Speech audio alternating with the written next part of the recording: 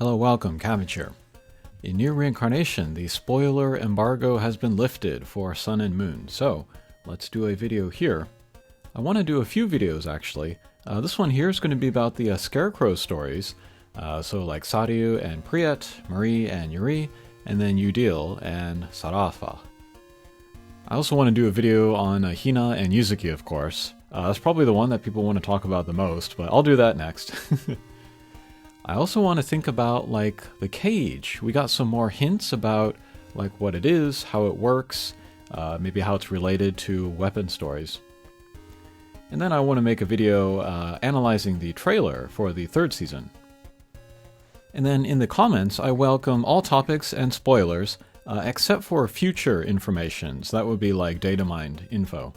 And if you can go light on the Nier replicant talk, I would appreciate it, since I would like to play that someday. And actually, I don't think I've done any story reactions for the game at all, so I might go back and do like Girl and Monster someday too.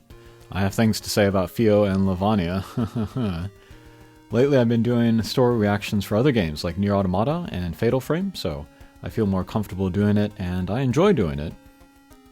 There are multiple story types like character quests, or dark memory stories, or limited time stories, or hidden stories, and I'll include a little bit of that in talking here today.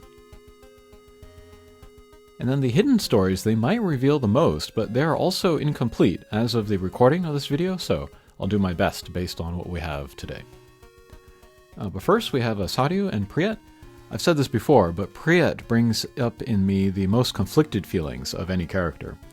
On the one hand, she murders 100 people, which is objectively worse than what any other character does. On the other hand, she was emotionally fragile to begin with, and then gets a terrible curse put on her, so her mind and heart probably broke.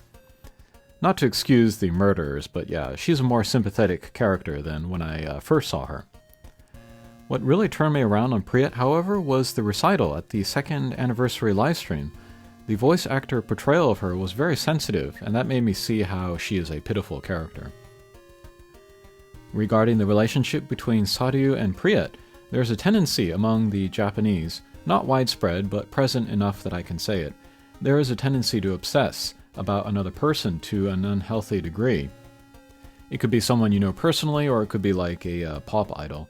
And I see that represented in Priet's obsession with Sadio. And I think if Priet weren't so obsessed with Sadio, none of this would have happened, or at least not have gotten this bad. And it's not really addressed outright in Sadio's story, but the perspective of someone who is the object of obsession is an interesting one. But what often happens is kind of what happens here. Sadio doesn't really think like, oh, it's so great to have an admirer, aren't I so awesome? She might not even realize it. She's just instead living her life, worried about her own stuff. She is aware that she is good at some stuff than other people, but it's not like she lords it over anyone. And she's happy to be Priet's friend, but maybe oblivious to the worship. Some people are aware that they are worshipped, and then normal people, I think, reject that, but there are also people who embrace it, either for good or ill. Next, let's talk about Marie and Yuri. They are probably my favorite story pair in the game. It's a classic story of like a favored sibling and an accursed sibling, and then jealousy and all that. But the twist is that they are called to fill the same role, and the accursed sister actually does a better job. The first part with Marie being a pop idol to bring happiness to the war-torn land, whatever, I've seen that before. But with background provided by her dark memory story and then Yuri's story, it turned out to be a lot more interesting. Kind of like Leon, like former royalty in exile, or hidden in plain view, like Marie's case. Kind of similar to Sadio and Priet's story, you have obsession, but while before it was the obsession with the perfection of another, here it is the obsession with the imperfection of the self. I don't really sense any hate or love towards Marie from Yuri. It's more just a cold desire for something the other holds. And the ending is excellent. I feel like it's easy to make a sad ending to a story, but to have it end with capital T tragic, capital I irony, like the Greek classics, where the characters are hurtling towards a bad ending that we can all anticipate, it's wonderful. I do think this story has the best ending of all of the stories in Reincarnation. Sadyu's suicide, by contrast, feels really forced, and how the hell do you stab yourself all the way through with a dull wooden stick anyway? The desolation of Priet, following being abandoned by her reflection, is good, and mirrors, pun intended, the desolation of Marie losing her city and her sense of self. But Yuri's end is much more fitting and ironically tragic than Sadyu's random, out-of-nowhere end. I also like the structure and foreshadowing and motivation of Marie and Yuri. We know of Marie's failure and how the failure occurred, and it is its own little tragedy because she did the compassionate thing, but it was the wrong thing, and then it set up Yuri to be sort of released in an unfinished state, which directly motivated her to take actions to guarantee her own demise. Just really well done all around. Everybody's doomed from the start and fits together perfectly. Finally, we come to the thief and the fortune teller. I enjoyed this one a lot too, and I enjoyed the twist of the princess and the fortune teller being the same person. I like the thief. He's more complex than your average young thief character with a gray moral code, and I think Yudil is generally likable, but the fortune teller is much more controversial. I saw some hate for Sarafa, and I can totally understand why. But her desire to be seen for who she really is something I think anyone can relate to. But I think maybe what people are responding to is how hard-headed she is about it.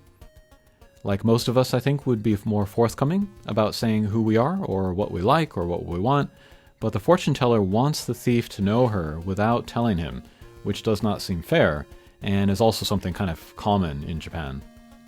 I talked about this in a recent Nier Automata video, and got called an incel for it, but the dating scene in Japan is tough because women will only drop hints, and they expect you to pick up on them.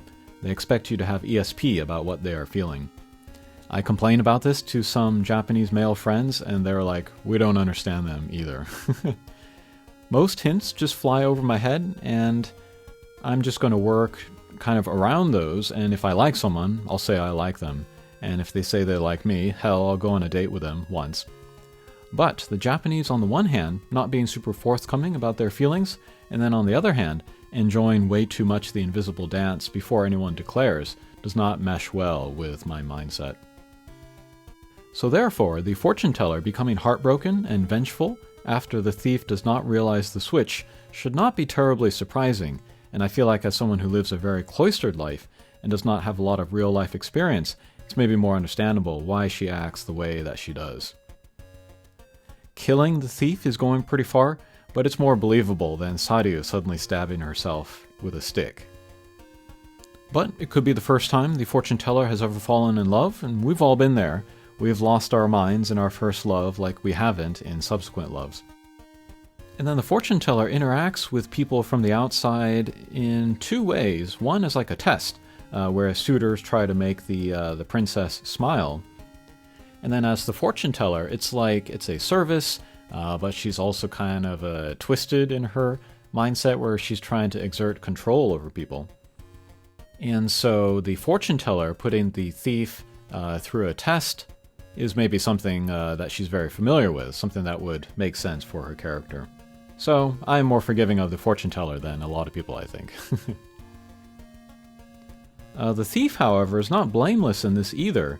Part of him is trying to get the fortune teller to smile because he is projecting that slave girl he knew onto her, which is not fair to the fortune teller. He also treats her and her smile in kind of a possessive way. I get the sense that he is trying to make her smile more for his own sake than for hers, to exhibit mastery or ownership. I see some parallels between this relationship and that of 9S and 2B. The fact that both Yudil and Sarafa get what they want in the end, but only a false, twisted version, matches their false, twisted version of love. It's far from a fairy tale romance. I like both characters, but they aren't right for each other. So yeah, I did like the story overall, but I still liked Yuri and Marie the best. Okay, those are my thoughts on the Scarecrow stories from Sun and Moon. I look forward to reading your comments. Thanks for watching, and we'll see you again. Take care.